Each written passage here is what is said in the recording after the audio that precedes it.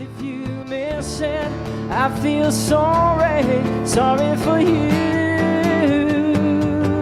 Yeah, people all over the world join hands. It's called a love train, love train. Yeah, people all over the world join hands. It's called a love train, love train.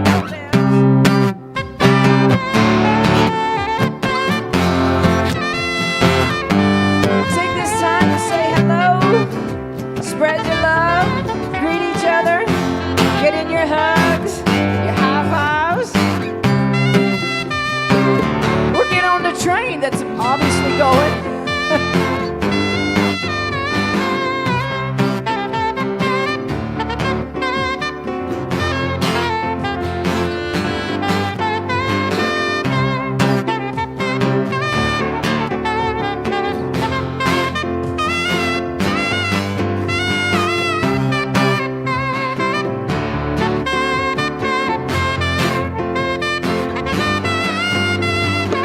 All over the world join hands. It's called a love train, yeah. People all over the world join hands. It's called a love train, yeah. People all over the world join hands. It's called a love train, a love train.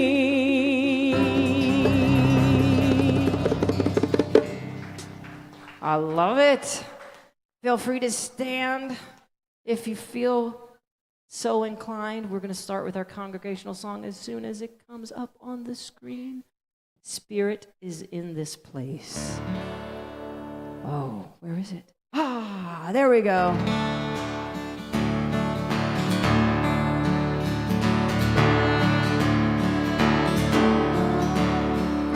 We have come together as family. Yeah, we have come here as we are. And we have come with arms wide open. We have gathered here in love. Spirit is in this, Spirit is in this place. Spirit is in this, Spirit is in this place. Raise a roof with shouts of praise. Spirit is in this place.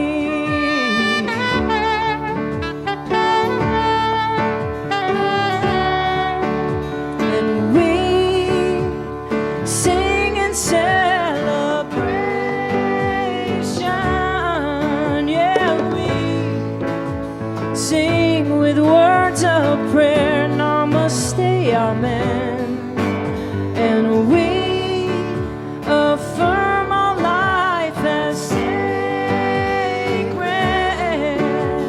We declare that peace is here, right now.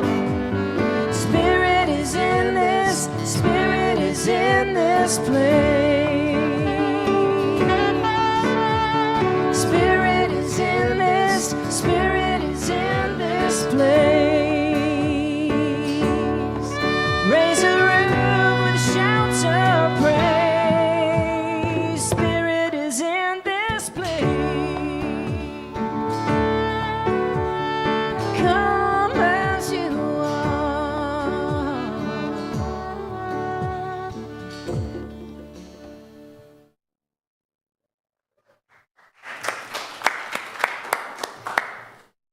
Good morning, Namaste.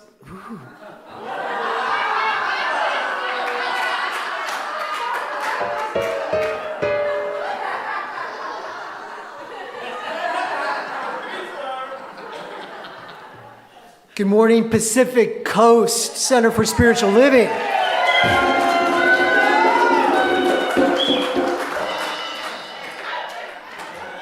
I'm Jesse Keeler, and I'm licensed to pray through the Centers for Spiritual Living. And if that's the worst thing that happens today, then God bless us all, right? I'd like to welcome up Mary Birch with our candle.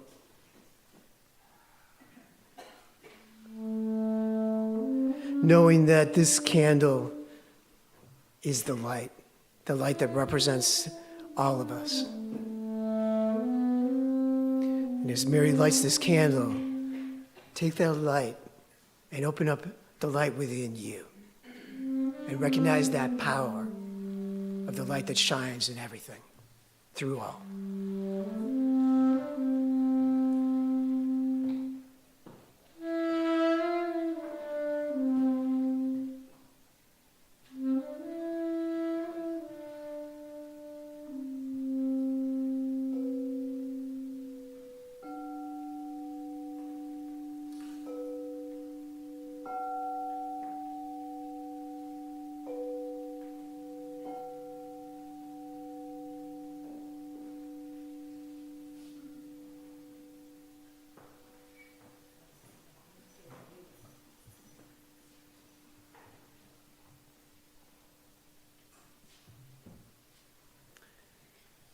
And if you would, let's read the affirmation together. The Pacific Coast Center for Spiritual Living affirmation. We rise together as love in commitment to one another and ourselves. We rise together with intention to learn about ourselves and each other. We rise together. Let's say that last line one more time. We rise together. Feel that. We rise together. Yes? And I know that right here and right now that there is a divine presence. This thing we call life. This thing we know as God, as Spirit, as Source, that is ever present and is ever active. We invite that Spirit into this place, knowing that it is right here infused through each and everything, every person, every word that is spoken. We invite in our ancestors. We invite in the future, knowing that everything is unfolding in perfect, divine, right order. And today is a blessed day, as is every day, and as is every person, and as everyone that hears this word knows that they are divinely blessed. The sweetness, the goodness that is this thing we call life. And I know this is true. And I know that this center and these people within it are divine children of life. And I release this knowing it's done, knowing it's good. And let's have an amazing service. And so it is. I'd like to invite up Lorraine to do the announcements. Coming up, Lorraine. Jesse, hello.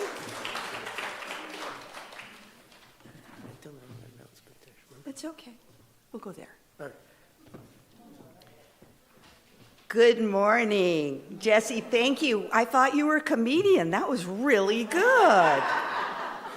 Good morning. Thank you all for joining us online here as part of our expanding wholeness of community. And we really appreciate you online people as you in-person people. And Mike Mabley wasn't well enough to join us today, so we wish you happy birthday, Mike. If you're new here, we're glad you are here with us. If it's your second or third time, thank you so much for coming back. And you regular people, yay! We are here collectively revealing that love is the nature of who we already are. So how many of you were in the 4 Agreements workshop yesterday? Oh, Reverend Veronica, wonderful. So you did 4 agreements in 4 hours. That's really good. Can you imagine how long you'd be there if there were 600 agreements? Right? So the 4th agreement is Always do your best. Always do your best. And I would like to introduce you to Reverend Veronica, who gives us her best, always does her best, and lives her best. Reverend Veronica. And Melissa Lewis for the best and greatest hits. Melissa, Jim.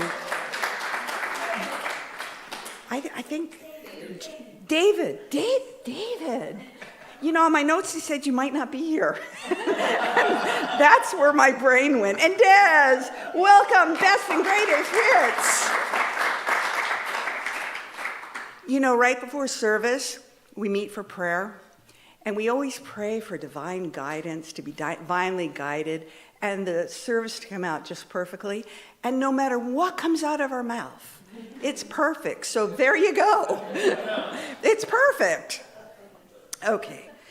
Sound and streaming, John and Matt. Production coordinator, Dale. Slides, Pam and Reverend Bobby. Practitioners on duty, Jesse Keeler on the platform, Mary Birch in service. Pre-service meditation, Margie Ray.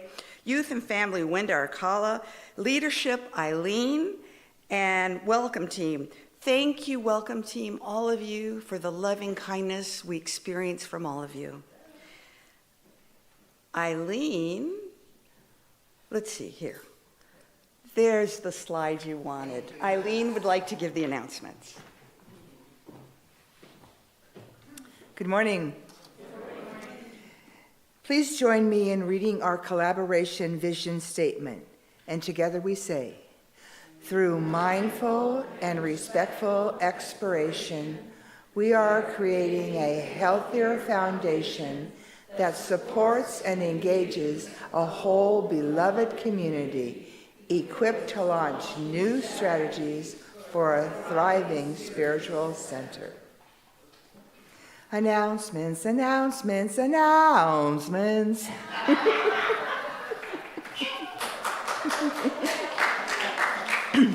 Each Sunday, one of the practitioners will lead a 20-minute meditation before the service. Please join us in the meditation room, which is at the end of the hall by the bathrooms, from 10:20 to 10:40. There's different types. Sometimes there's a silent meditation. Sometimes there's a guided meditation. Sometimes we just do breathing. Come, experience a peaceful time with your community. March 31st, Easter Sunday, we will be donning our best Easter attire with hats to come together and celebrate. We will be honoring current members of Namaste and Seal Beach Community Center for Spiritual Living, to ensure that everything is in order, we kindly request all current members from both of those communities complete and sign the form that was sent via email to all the members earlier this month. There are forms available at the activity table. If you have any questions, board members will be available after the service to assist you. If you are not a member of Seal Beach or Namaste and you are wanting to become a member of Pacific Coast Center for Spiritual Living, there will be a process at a later date for you. Stay tuned.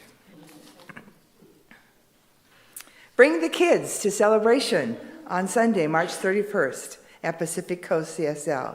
Our Sunday Fun Day will include bubbles, bunny hop relays, and of course, an Easter egg hunt, weather permitting. Oops. And now our thank you. First of all, we have a big thank you to the plumbers.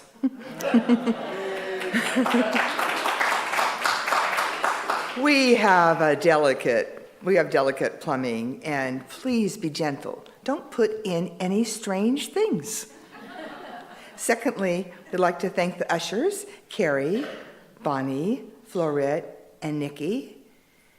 And we'd like to thank Reverend Veronica for the 4 Agreements workshop tomorrow.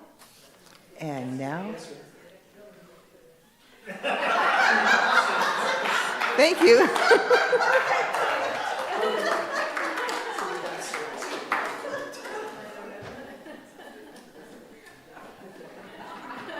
invite you to take a deep breath. Settle in. And allow this song to ground you. Right here, right now, with every breath I take, I'm letting go, gonna let it fade away. Right here, right now, I'm getting out of my head and dropping into my heart. Right now, right here, right now. With every breath I take, I'm letting go, gonna let it fade away. Right here, right now. I'm getting out of my head and dropping into my heart. And how my mind can turn and twist and spin, just begging for some peace. That's how I know it's time to go within, be still and just breathe. Right here, right now. With every breath I take, I'm letting go, gonna let it fade away. Right here, right now. I'm getting out of my head and dropping into my heart. And with each breath, I'll go deeper in this space and ground myself from the peace within this place. I can feel the love is flowing all around me, right here, right now. Yeah, I can feel the love is flowing all around me, right here, right now.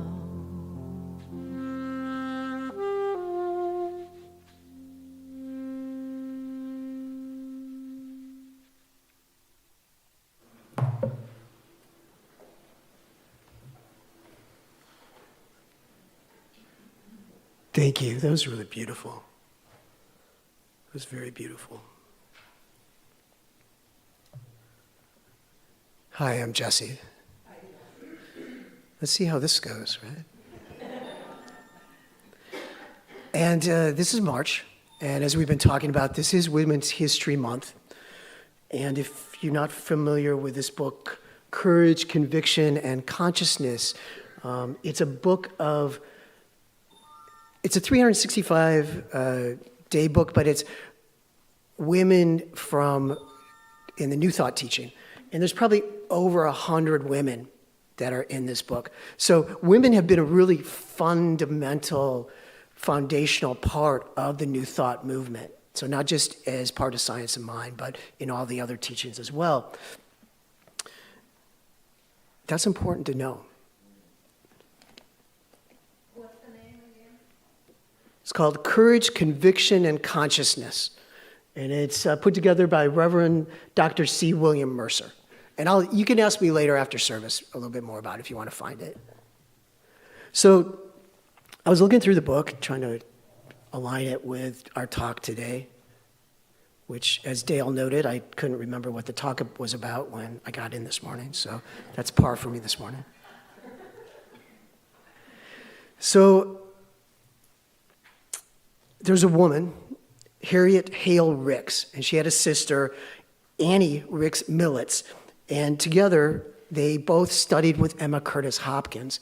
For any of you that are familiar with our Science of Mind teaching and Ernest Holmes, you know that Emma Curtis Hopkins is the mother, the grandmother, the lady of New Thought. She's a major teacher. And if you ever study in our philosophy, you will study Emma Curtis Hopkins. Together, they formed the West Coast Metaphysical Bureau, which became the House of Truth in 1905. And at one point, it had a total of 8 centers, and there's still one up in Alameda, California, that you can attend today. In 1916, Harriet wrote, "We are not here to work for anything less than to unfold our God nature, our divine self." 1916, that's over 100 years ago. And even though the social conditions for women today are very different than they were then, there's still a long way for women to go. Back then, women didn't have the right to vote, and they were very dependent on men for their economic survival. One of my great-grandmothers, back in the day, my grandparents were born in about that time period, the early 1900s. And one of my great-grandmothers found herself to be an unwed mother. She was disinherited from her very prominent family, and she had little to no means to support herself. Because as I just said, women didn't have a lot of options at that time for employment. But she found allies in her situation, and they would help her out by giving her washing to do and cleaning to do.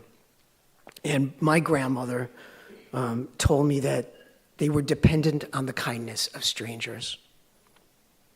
And my grandmother would also remind me there's no shame in being poor, because there's always something that you can do to help somebody else out. The lives of men and women are deeply intertwined. We depend on each other. We need each other. And the oppression of women, it goes further back in time. Somewhere in the Wayback Time machine, some people figured out that how to profit off the misery of others. Women among those others. But I think they grossly misunderstood the cost of a cultural value system that's built on oppression. The oppression of other people, of the extraction and degradation of our Earth's resources. Harriet Hale Ricks wrote, "What is money? Why, you are the creator and maker of money. You put into it all that makes it of value. You can withdraw that, and it's not worth any more than sand. God did not make money valuable. To him, there's no difference between a pebble and a diamond. Why has it taken us so darn long to give women even a fraction of the freedoms and rights that those that are male identified enjoy, that men enjoy? In this teaching, we know we're all one. And from that oneness of life, from that principle, we know that by limiting someone else's rights, someone else's freedoms, we're limiting our own. I read some recent marketing research about the differences between men and women in their purchasing of eco-friendly products. And they found that men in general, now remember I'm speaking in general, so if you're a man, you're male identified, you're sitting in this room, you're watching online, there's a good chance that you've been thinking about these things for a while. But you know who I'm talking about. And they found that men in general, they litter more, buy fewer green products, and have less remorse about not living a lifestyle that's earth-friendly. And one of the things they found, which other literature supports, other research supports, is that men tend to make purchases based on supporting their male identity. And I have to admit that's true for me too. My sweetheart came home the other day with a pack of hair ties, and they were black hair ties like I wear, but they had pink on them. The packaging was, because they were purchased from the women's section of the drugstore. And I looked at them and I said, thank you very much. And I said, realizing in the back of my mind that they packaged those same hair ties for men. I didn't tell her at the time, so don't tell her that. I just said thank you.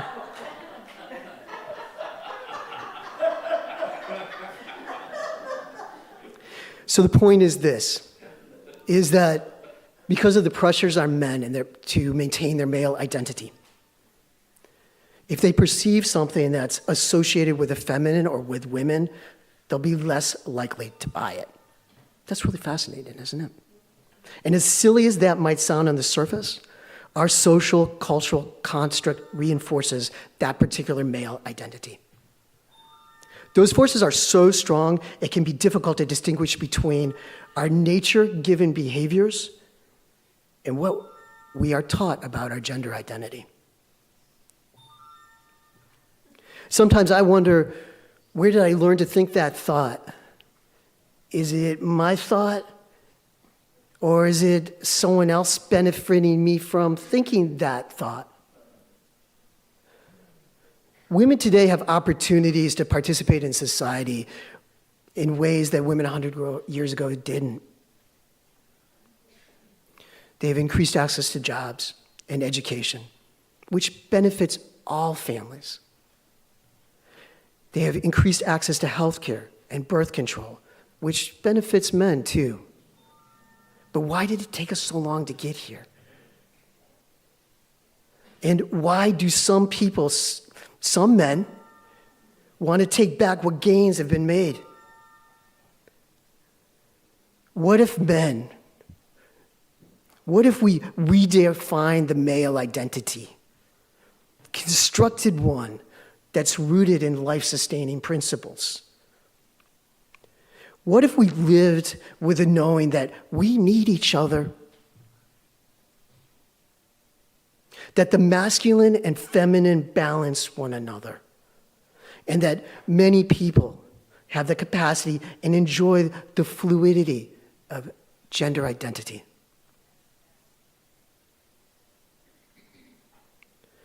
When men are allies with women, society changes for the better of everyone, for everyone. It may feel like something's lost to the male identity, but does something more divinely masculine rise up? Harriet Hale Ricks wrote, and take this in and use this as your opportunity to just breathe in. You must give if you would get. The man who forgets to give forgets how to receive. He closes the door of receptivity. He closes the door of life and is like a lake, which, unless opened at both ends, becomes stagnant.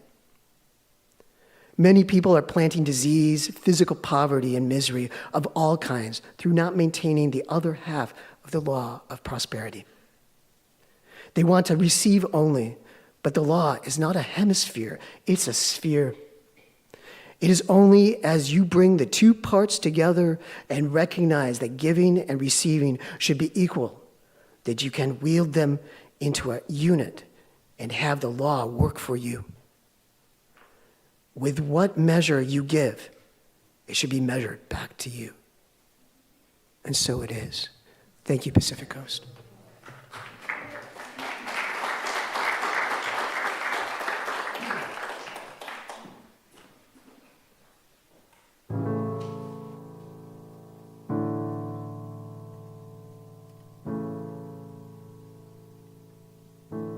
Spend all your time waiting for that second chance, for a break that would make it okay. There's always some reason to feel not good enough. it's hard at the end of the day. I need some distraction, a beautiful release. The memories seep from my veins. Let me be empty, oh, and weightless, and maybe I'll find some peace tonight in the arms of the angel. Fly away from here, from this dark, cold hotel room, and the endlessness that you fear. You are pulled from the wreckage of your silent reverie. You're in the arms of the angel. May you find some comfort here.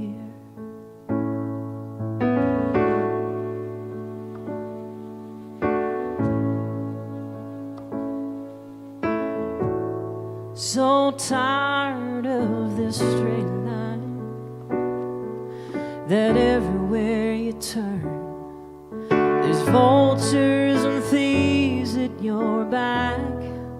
The storm keeps on twisting, you keep on building the lies that you make up for all that you lack. It don't make no difference escaping one last time. It's easier to believe in this sweet madness, oh, this glorious sadness. It brings me to my knees in the arms of the angel. Fly away from here, from this dark, cold hotel room, and the endlessness that you fear. You are pulled from the wreckage of your silent reverie. You're in the arms of the angel. May you find some comfort here.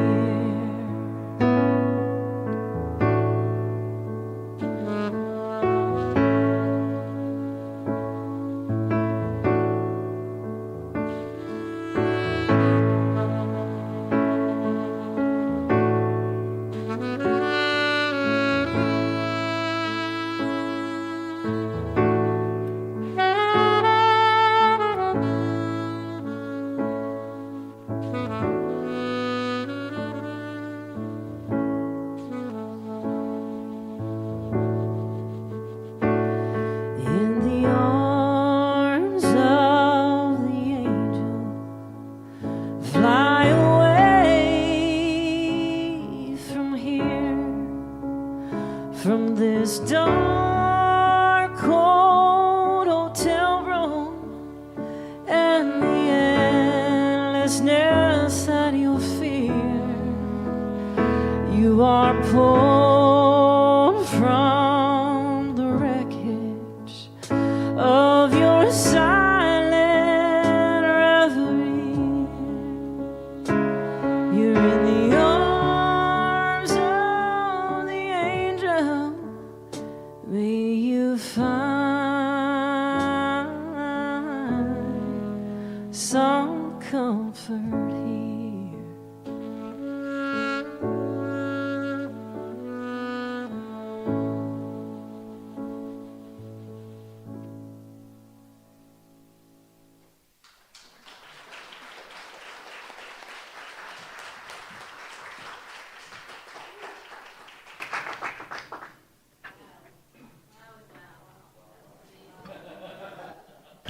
Wowie, wow, wow. Yes.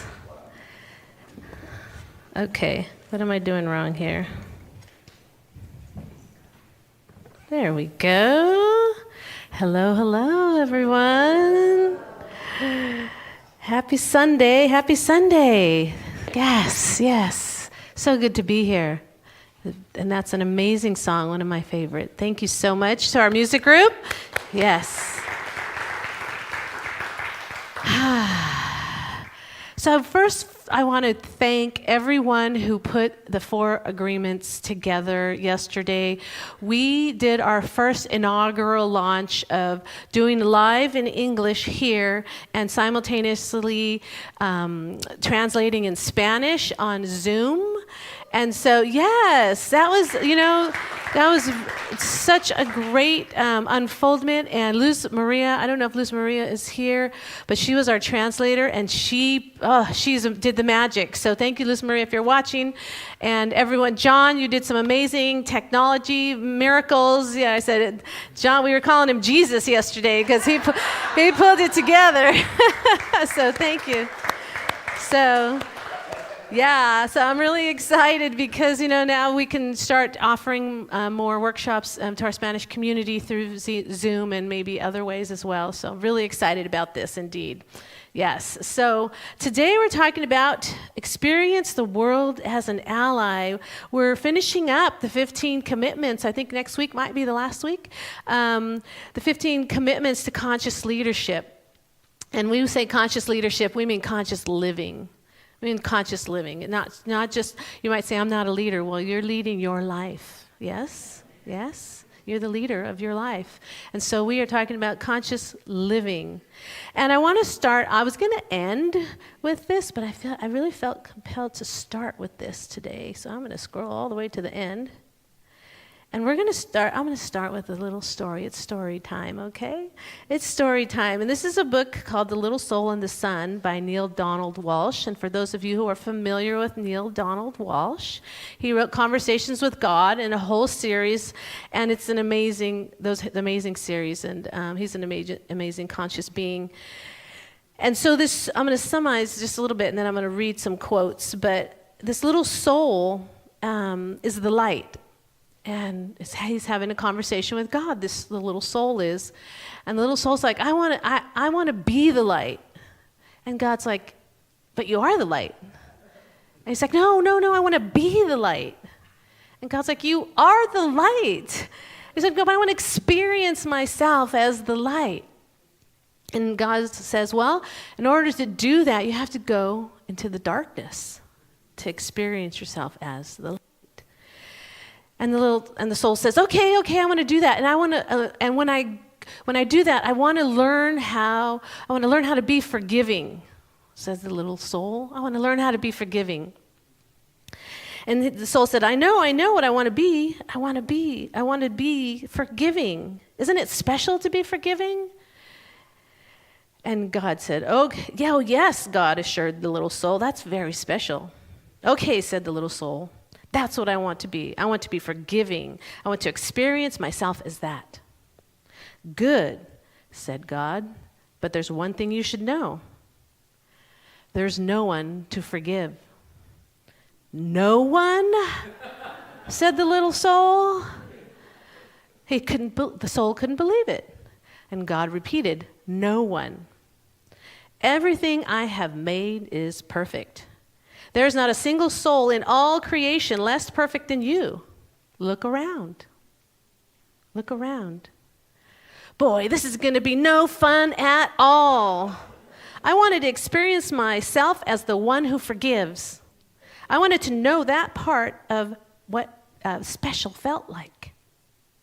But just then, a friendly soul came and stepped forward and said, not to worry, little soul. The friendly soul said, I will help you. You will, said the little soul. So, but what can you do? Why, I can give you someone to forgive. You can? Oh, certainly, chirped the friendly soul. I can come into your next lifetime and do something for you to forgive. "But why would you do that for me?" said the little soul. "You are a being of such utter perfection. You who vibrate with such a speed that it creates a light so bright that I can hardly gaze upon you. What could cause you to want to slow down your vibration to such a speed that your bright light would become dark and dense? What could cause you, who are so light that you dance upon the stars and move throughout the kingdom with the speed of your thought, to come into my life and make yourself so heavy that you would do this bad thing?" "Simple," said the friendly soul. "I would do it because I love you." "We have both been all of it," said the friendly soul. "We have been the up and the down. We have been the left and the right. We have been the bad and the good." And so the friendly soul continued. He said, "I will come into your next lifetime and be the bad one this time. I will do something really terrible, and then you can experience yourself as the one who forgives." "But what will you do?" said the little soul. "That will be so terrible." "Oh," said the friendly soul, "that I'll think of something." Then the friendly soul seemed to turn serious into a quiet voice. "You are right about one thing." "What is that?" said the little soul. "I will have to slow down my vibration and become very heavy to do this not so nice thing. I will have to pretend to be someone very unlike myself. And so I have but one favor to ask of you in return." And the little soul said, "Oh, anything at all." And he began, "I'll do anything. I get to be forgiving. I get to be forgiving." And the little soul saw that the friendly soul was remaining very quiet. He said, "What is it? What can I do for you? You are such an angel for being willing to do this for me." And the friendly soul said, "In the moment that I smite you, in the moment that I do the worst thing that you could possibly imagine, in that very moment," "Yes," said the little soul, "I would like for you to remember who I really am." "I'd like you to remember who I really am." "Oh, I will," cried the little soul. "I promise I will always remember you as I see you right here and right now." There's more, but I loved that part of that story. Neil Donald Walsh, right? Conversations with God. So I ask you, what does it take for us to remember? What does it take for us to remember who I am, who you are, in the world that shows us differently? And the people cross our path who show us differently. How can we remember who they really are? And that's the practice, right? That's the practice. And that's what I love about this book. This book just is like so powerful about bringing it into our life. And so the above the line, as we remember, are above the line in our spirit, in our consciousness practices. So for this particular chapter, the above the line is, I commit to seeing all people and circumstances as allies that are perfectly suited to help me learn the most important things for my growth and unfoldment. And the below the line, when we live in the place of things happening to me, the commitment is, I commit to seeing other people and circumstances as obstacles and impediments to getting what I most want. We've all done that. We've all been there. And so I ask you, what if we can quote all the spiritual quotes of the day, we can read all the spiritual books, that we filling ourselves with knowledge, and then we forget, right? We forget who we are. And so this practice of remembering and forgetting, reminding us that, everyone is my ally. How does that work when our feelings get hurt? How does that when something terrible happens? How do I see that as an ally? So if we remember this is we've been looking at this slide for a really long time. And I want to spend a little bit of time in the to me quadrant, because that's when we forget. In that to me quadrant, when life is happening to me and we forget who we are because we made this agreement to get really dense and slow down our vibration to come onto this earth to experience the individual experiences called humanity. And so one of the aspects of being human is that we can go into victimhood. We can go into victimhood. And when I talk about victimhood, I don't want to say, let's pretend that we're not having a victimhood experience. Like if something happens to you, we are human. We're going to go into victimhood. So I'm not saying shove it down, pretend it's not happening so that I can look like I'm spiritual. Okay? I'm saying be conscious. How do we become conscious when we're right in the middle of it? That's the question, isn't it? How do we become conscious when we're right in the middle of it? You know, sometimes in life there's those fetal position moments. Anybody have that? You know, life will take you there sometimes. Yeah. And so what happens is, this is from the 15 Commitments of Conscious Leadership website, and I love this. So when we're in victim, we are at the effect of. It's effect of. It is hard. I have to. There's nothing I can do about it. And I know this next slide, the type is really small, so I'm just gonna give you an example because I love this example that they give us. When we are in the victim style, let's just say we are the whiner. Any whiners here? Whiner. We're the whiner. We're like, it's not fair. It's not fair. So what it requires to be a whiner is injustice. There's that marriage there between injustice. It gives you the opportunity to become a whiner. Thank you. Okay. So some of you, some people have this conversation in their head, oh, I'm a dummy. I'm not smart, I'm a dummy. And you say, I don't know how to do something. What does it require for that conversation in your head? It requires a critic who reminds us that we're dumb, right? Do you see the dance of humanity? Isn't that amazing? When I saw that, I was like, wow. It says, victims see themselves at the effect of people, circumstances, and conditions. They often experience themselves as disempowered. So that's the victim dance. And do we go there? Yes.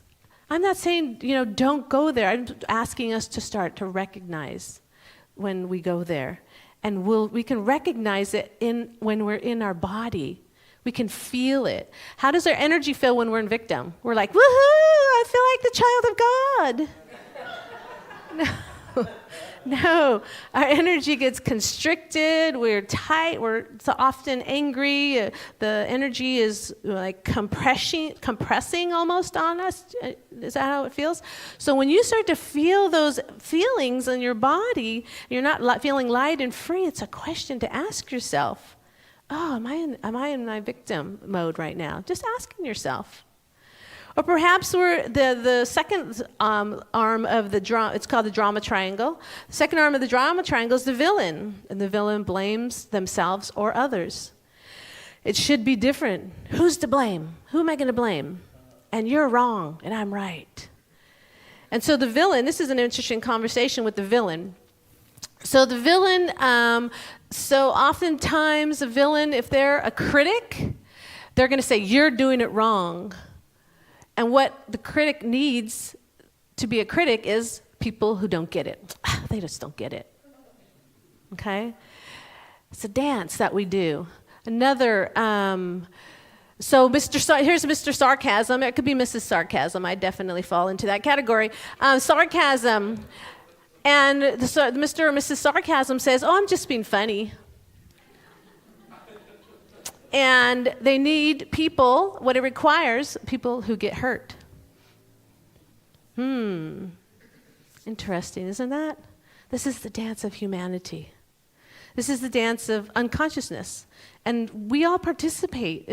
I'm not, like I said, I'm not asking you to pretend that it's not there. I want us to acknowledge it, because when the first step to change or transmute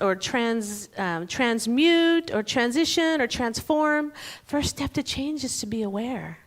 So if when we're aware, when we're in these places, that's the first step. The door has cracked open for us to open and awaken. When the door is closed, we have the blinders on, we are taking things personally, we are making assumptions, we are becoming the sarcasm, the critic, the cynic, the rebel. And then maybe you fall into this category, the hero.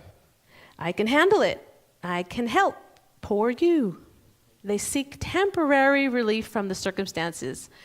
And I'm a nurse, so I can help, I can handle it, I can take on the world. And so the hero is so say there's a cheerleader. If you're the cheerleader persona, you can do it. And what it requires is people who lack confidence. So there's both types of people in the world. We fit, we're a match. Maybe we are the nice guy or the nice girl. I'm kind and caring. So what do we need? Critical and aggressive people to be kind and nice to. So I found this fascinating of how humanity intertwines with each other and how we complement each other to play these different roles that we play consciously, most of the time unconsciously. So then the question is, how do we, when we're in it, what do we do? How do we crack open that door to awareness so that we can catch ourselves when we're in it?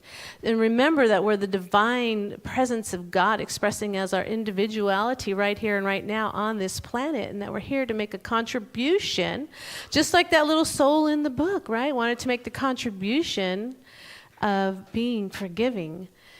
And I think that's a common theme for all of us, right? I think we all came here to love because love is forgiving. Love is forgiving. And anyone here say to themselves, I wish I was more loving. I want to be kinder. I want to be more unconditional love. I think it could be a common theme amongst us to want to be that. And so life shows us lots of different ways to close our hearts sometimes. And so how do we open our hearts? How do we open to what is so when it feels so friction-y and we want to close instead of open? And you might have heard the term practicing the presence. Joel Goldsmith has written the book. How do we practice the presence? How do we stay present? Because when we're in those victim, villain, hero modes, we're not present. We are running on our history, our conditioning, and the mind is running wild, and we're following it.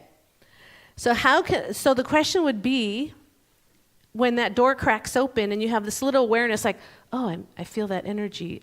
I think I might be an unconscious. There's like a crack of the door, and then you ask yourself, I wonder what I can learn from this. How is this for my highest good? What is this teaching me? What is the pearl that is here for me to learn? How is this person my ally? How is this person my friend? Just like the friendly little soul, right? Who came to the same lifetime as the little soul. Why? Because he loved the little soul so much that he or she wanted to support them in fulfilling their desire to love and forgive. Powerful, right? It's just amazing. And so how do we get to that presence? So one is through the breath to get really present to the now moment. When something's happening, I have lived a life of a long time, and I'll tell you the truth, where I lived in the victim. I lived a long time in the victim. And I still experience victim. I just don't stay there as long. I just don't stay there as long. I would stay there for, let me tell you, I knew resentment. I knew resentment really well. Resentment and I were like this in the past. And that meant I was right? When we get into resentment, we are right. And my way is the way. And so what that does is it just harms us, right? That resentment, that energy that's flowing through our body at the time of resentment, that just harms us. It is not going to resolve anything out here, and it harms our health. I mean, it's been proven scientifically that anger and resentment affect our health. And so when we are in that place of resentment, when we're holding on to it, so we just take that breath. How is this situation? How is this person? How is this disappointment? How is this betrayal? How is this negativity that's happening in my life? How is this for my highest good? What would happen if we did that? We would free ourselves. We would free ourselves. We would own our own power. We would be the keepers of the gate of what we let in and not let in. We would have our power center, our solar plexus chakra, poof, because we've owned our power. Are we in our power when we're in our victim? No. No, we're not. And it's just, like I said, it's just a space of unconsciousness. And so when we look at situations that are causing us discord, and we start to see, what can I learn from this? The world becomes our ally because we're getting what we actually, our soul, perhaps, has asked for. I want you to consider that. I want you to consider that when you have discord in your life, that it is the answer, the means to what you're seeking on the other side of it. The pearl right there, right? No mud, no lotus, right? One of my teachers, Larissa Stowe, she tells me the sacred grit that rubs the pearl, and so it looks like pain, and it feels like it's not pleasant. But in that moment where the door of consciousness opens and we have a crack where we can say, okay, how's this for my good? What can I do? And we can move through that energy so much faster. And it could be something as simple as when someone cuts you off on the freeway, and does something in everyday. It doesn't have to be a huge, drama that's happening in our life. It can be simple everyday resentments.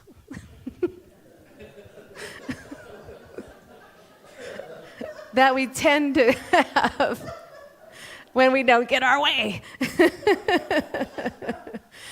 So we can use that practice on a daily basis, because people are human, right? And they cross our path and they have a different perspective than we do.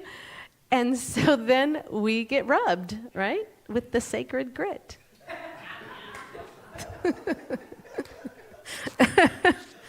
So we take a breath. We say, okay. Oh, I don't like this. Sometimes you have to just go and cry. Pout. Yell into a pillow sometimes. Move that energy out if you're angry, if you're disappointed. Move it out. Honor it. It's the pathway to your own freedom. So we honor it. Go do yoga. I do yoga.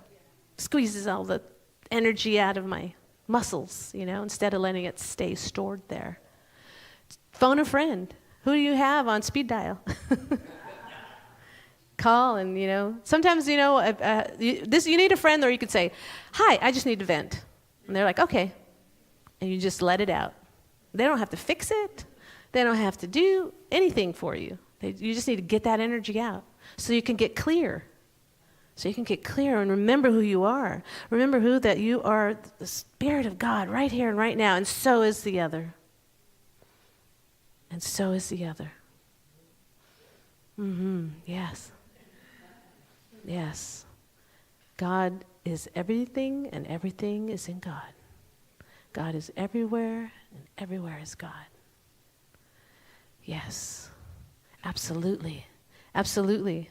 So this is how we bring our allies forward as our life. This is how we see the world as full of allies, is when we know that the grit is for our highest good. When we know that. It won't seem like it. It won't seem like it. When we're in the middle of it, it will not seem like it. But when we catch that breath, catch that wave, use the tools, use the people, use the practices, we get there faster. We get there faster. I love this quote from the 15 Commitments. It says, "Consider that all people support the discovery of an aspect of yourself that could not have been seen without them." How can we see our blind spots? How can we see our unconscious spots by ourselves? That's what we're here for. We are the little souls, the friendly soul in the book. We are the friendly soul that we've all come together in agreement to support each other. And by showing up in the world in this way, you can welcome everyone and everything as an ally. It can be a tall order. I know you guys are running through your head like, well, what about this person? This person? No, they're not this person. No. You know, I can see the wheels churning. Come take the 4 agreements. So one of the ways we can do this is you can ask yourself, say, I don't like it that, and here's an example. I don't like it that John is overcommitted and not keeping his agreements. Or you could say, like, I don't like it, the circumstance. I don't like it that the flu is interrupting my life. So there's something in life that you don't like. What do we do with that?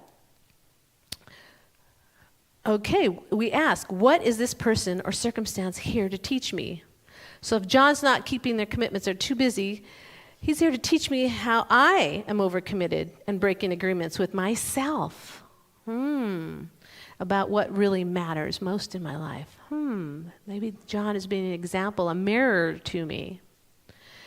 What can I only learn from this person or circumstance being in my life? This is the catalyst to our next expression, our next level in consciousness. This could be the catalyst to our own freedom. So we welcome. Let me welcome. How do I welcome? Now let me tell you, this does not mean we're doormats. This does not mean we don't keep our spiritual kind boundaries. You know, this is still a spiritual kind boundaries are still a practice. And number 3 is, how is this person or circumstance showing me that I am still attached to getting appreciation, control, security from something outside of myself? And Reverend Bobby talked about that last week. It was really good. How is this person or circumstance showing me that I'm still attached to getting appreciation from outside of myself, how I'm still trying to control, and how I'm trying to get security from outside of myself? God is my security. I rest in thee. No other place to rest but in the arms of an angel. Yeah. So I just ask us all, because now I'm getting to the end of our story, back to where we began.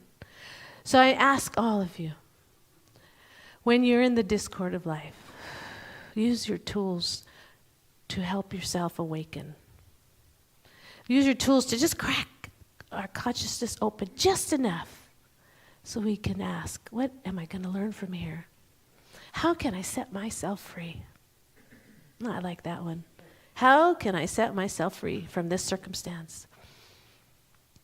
And then that circumstance, when you do this practice, those circumstances don't show up as much. When we acknowledge the anger and the whatever, that doesn't show up as strong in our life anymore. Something about the power of acknowledgement that softens life. So I just want to offer, as beautiful children of God, on this spiritual path together, that we practice this. See, when we practice together as a congregation, as a community, we practice this muscle. So then when we go out into the world, we've strengthened it. Like, this is the gym.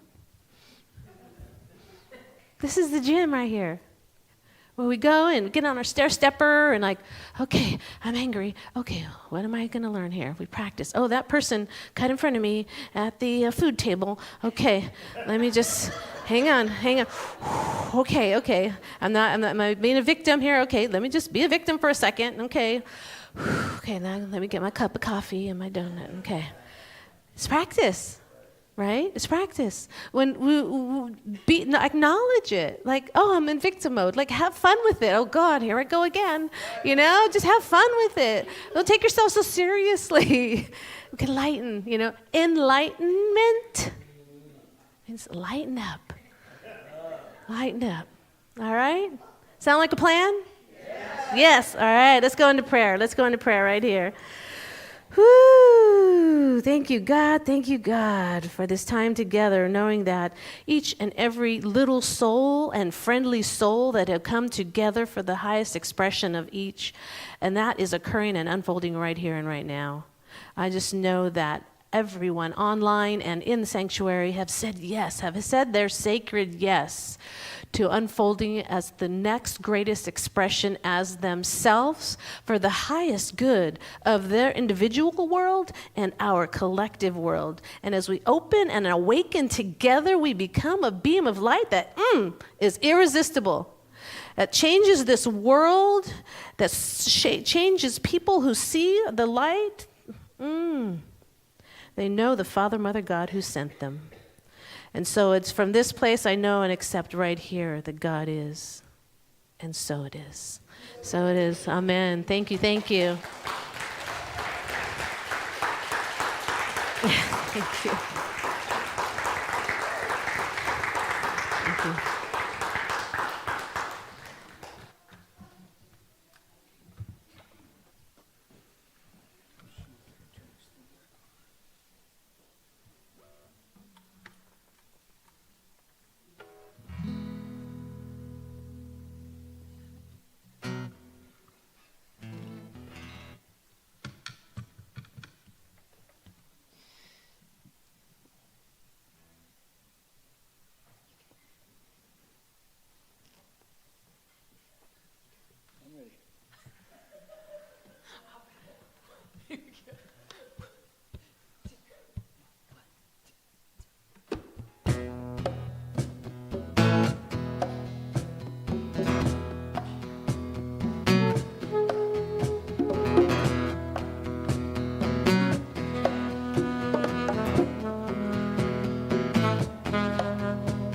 Sometimes I'm right, and sometimes I'm wrong. My own beliefs are in my song. The butcher, the baker, the drummer, and then makes no difference what group I'm in. I am everyday people. Hey, there is a blue one that can't accept the green one, for living with a fat one, trying to be a skinny one. Different folks for different strokes, and so on and so on, and Scooby-Dooby-Doo, yeah. Ooh, sha-sha. We got to live together, yeah. Ooh, sha-sha. We got to live together.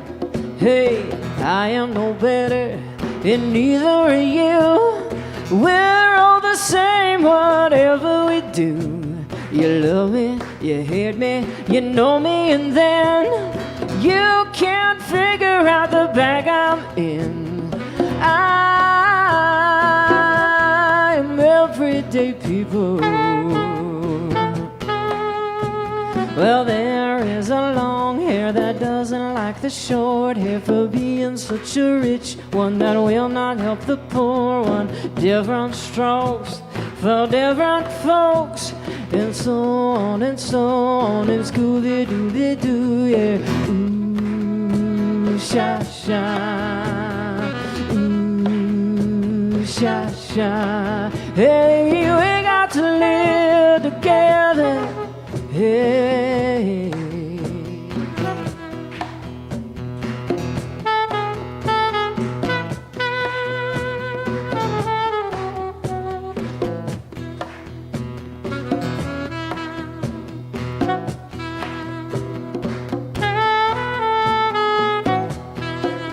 Oh, there is a yellow one that won't accept the black one, that won't accept the red one, that won't accept the white one. Different strokes for different folks, and so on and so on. And Scooby-Dooby-Doo, yeah.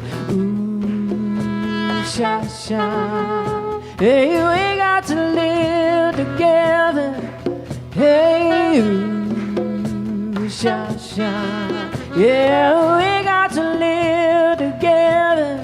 Hey, yeah. Sha-sha. Ooh, sha-sha. Ooh, sha-sha. Ooh, sha-sha.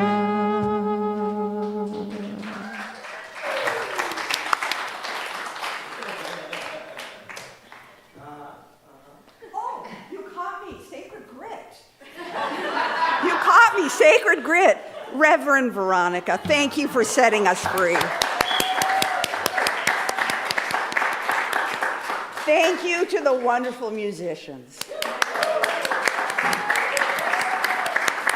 Reverend Jesse, it was a delight today. Now is our favorite time for the offering. Ushers, if you would like to come forward. We are stakeholders in this community. What does it mean? In 1708, a holder of a stake was a holder of a wager. So I don't know how that applies to us, but we are supporting our wonderful community. And go ahead and pass. And would you say the affirmation with me? We rise together as love for ourselves and community. We rise as acts of service, generosity, and the expression of our unique talents. As a committed whole, we give this gift today. And we have so many wonderful ways to give. On the website, you can push the donation button, you text to give, we have Venmo, and I really like those repeating. I give digitally, and it just automatically comes out of my account, and I love that. Oh, and there was Maddox helping on Nikki's hip today with the donation. Thank you, Maddox. Good. All right. Would the practitioners please stand? Please know that these are licensed practitioners. They drive in their lane, they're licensed, and they're trained in praying with you in alignment with your highest good for yourself or another. After the service, they're available by our patio, and you may request prayer at that time. Please take advantage of this opportunity to your greater well-being and peace of mind. We also have prayer cards in the front lobby when you walk in, if you want your prayers included in the practitioner's prayer this week. These are very busy practitioners. They are praying for us all week long, and you know we need it. Please fill out your prayer card and deposit it in the basket at the entrance of the lobby. Mary, would you like to come and carry out the light? Please come take the light out into the world as we open the circle that represents the intention of today's service as we consciously dance. Please take the light out, Mary, into the world for all to see. Reverend Veronica, would you like to give the benediction? Love to. Oh, wonderful. All right. So if you are able, can you please stand as we move into our benediction? Yes. So let's do this once again like we've never done it before. Like it's the first time in recognition that we are life. This is the truth of who we are. So if we're declaring the truth of who we are, let's do it from the soles of our feet to the top of our head, okay? Yes, let's do it. Okay, are we ready, music team? All right, let's do it. Okay. Hey, what's happening right now? Something wonderful is happening through me right now. Yes. And what do we call this? It is this thing called life.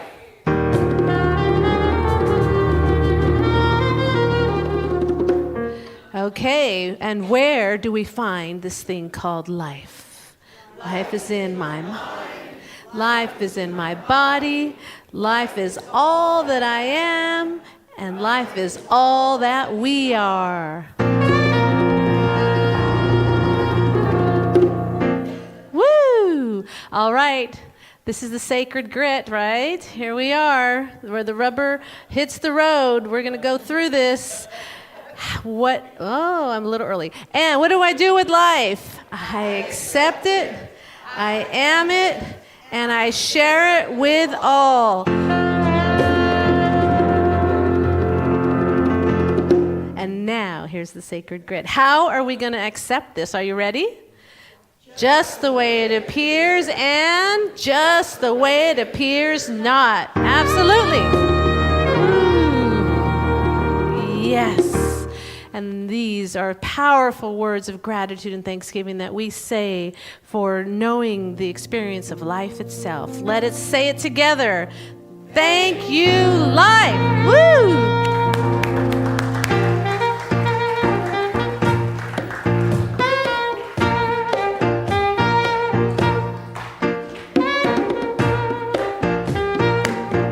Here we go from the top. Everybody get up off your feet. See the light in everybody you meet. Everybody get up on your feet. See the light in everybody you meet. Let us be reminded of who we come to be. We are love, we are one big family. Hey, hey, yeah, yeah. Hey, hey, hey, yeah, yeah. To the top again, here we go. Everybody get up on your feet. See the light in everybody you meet. Everybody get up on your feet. See the light in everybody you meet. Let us be reminded of who we come to be. We are love, we are one big family. Let us be reminded, let us be reminded of who we come to be. We are love, we are one big family. Hey, hey, yeah, yeah. Hey, hey, hey, yeah, yeah. Have a great week.